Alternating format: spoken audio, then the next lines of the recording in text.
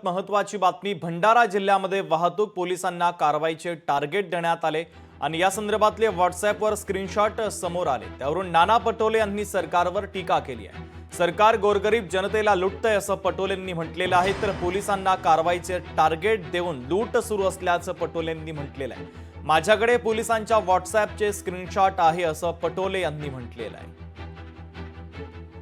फडणवीस सरकार कसं राज्याच्या गोरगरीब जनतेला लुटते आहे हे अजून स्पष्ट होते आहे की तुम्ही पोलिसांना टार्गेट दिलेलं आहे की 200 केसेस एका ट्रॅफिक पोलीसवाल्यांनी दररोज केल्या पाहिजेत आणि ते पैसे गोळा करून सरकारच्या तिजोरीत जमा केले पाहिजे। राज्याचं सरकार विधानसभेत सांगतं की आम्ही कुठलाही टार्गेट दिलेला नाही।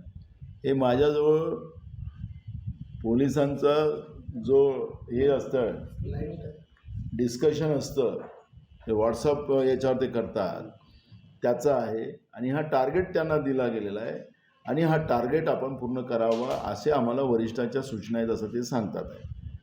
माझा सवाल असा आहे की सरकारला काय जनतेला लुटायचं आहे, गोरगरिबाला लुटायचं? एकीकडे लाडक्या बहिणीचं सांगताय, त्या लाडक्या बहिणीच्या नवऱ्याला लुटायला तुम्हाला दिलेलं आहे आणि म्हणून सरकारने हा थोतांड थांबवला पाहिजे।